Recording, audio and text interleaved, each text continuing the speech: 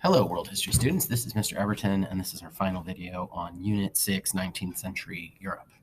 Today we're going to talk about nationalism and how nationalism changed Europe. And specifically, there's lots of ways nationalism did this, but we're really going to focus on Germany and Italy, which are two new countries that formed during this time period. They'd always been part of Europe, but they were never unified. And so this is the story of how Germany and Italy become unified nation states. Okay.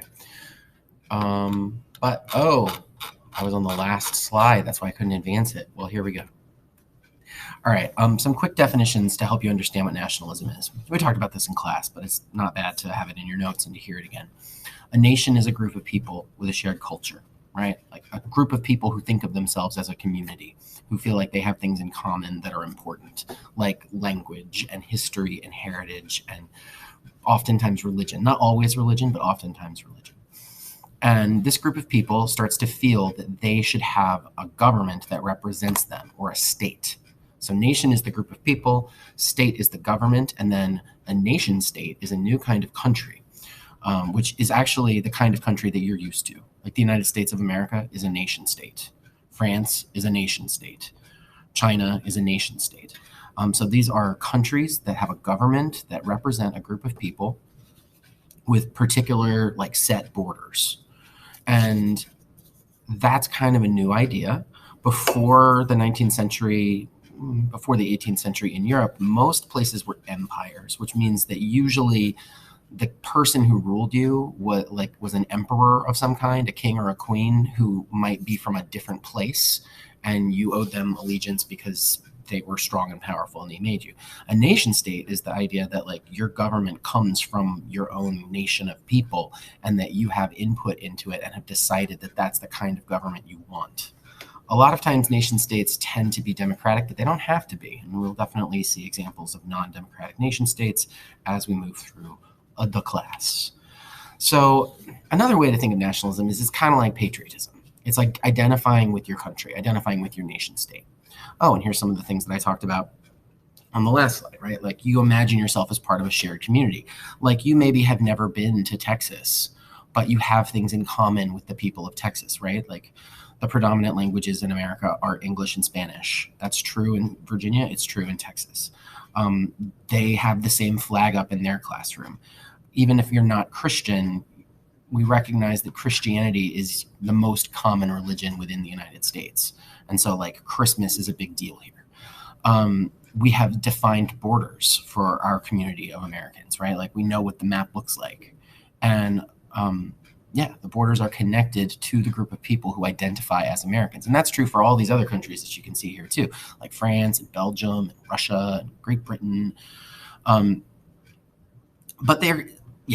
We won't get into the complexities just yet. So let's talk about Italy, because Italy had never been a unified nation state, but there were definitely people who thought of Italy as a community, right? Who felt very strongly that they were Italian. The Pope controlled central Italy, and that's going back all the way to the Roman Empire. The Pope had territory in the center of Italy called the Papal States. Okay, Austria, which was another really powerful empire in the center of Europe, controlled parts of northern Italy. And then there were many different princes around the rest of Italy, the most important of which is this area called Piedmont/Sardinia, which you can see in the upper left-hand corner. That part's going to be the most important. And then you can see down there at the bottom, there's the Kingdom of the Two Sicilies. All right. So after the Congress of Vienna in 1815, a lot of Italians were disappointed because the Congress of Vienna did not do anything to create a unified Italy. This guy, Count Cavour, right here, he was a politician, a really smart politician who was from the Kingdom of Sardinia and Piedmont up in that left-hand corner I was just talking about. And he used all kinds of smart political strategies to help to try to unify Italy behind the king of Sardinia and Piedmont.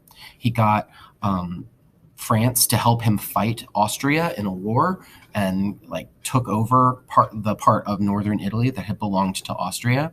And he started trying to get other princes around Italy to join up with him and unify Italy. And then this guy, Giuseppe Garibaldi, who you see here with the red shirt, got together an army of about 1,000 people and got on boats and sailed down to Sicily and then started moving north through southern Italy, fighting battles against non-nationalist Italians. And all these Italian people came out to join him and thought what he was doing was really great. He became like a celebrity. And between Count Cavour unifying the north and Giuseppe Garibaldi fighting battles in the south, Italy was mostly unified in like 1860-ish. But then the Pope resisted because the Pope liked having lots of land and power in the center of Italy. But by 1871, the Pope couldn't really resist anymore. The Pope lost control of the Papal States. He lost control of his land.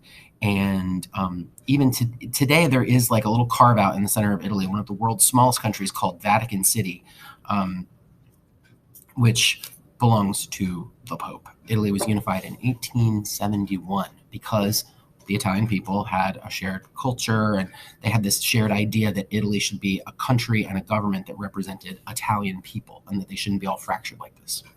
Now, similarly, Germany was, you can see it's like all these little chopped up into little puzzle pieces, but all of these people have a shared ethnic identity. All these people speak a similar language, German. They all have a shared culture. There's like all this like German music and art and poetry and writers who have been writing in German, and they all have these things in common, but you have all of these different princes and kings who control different territories and they're not unified.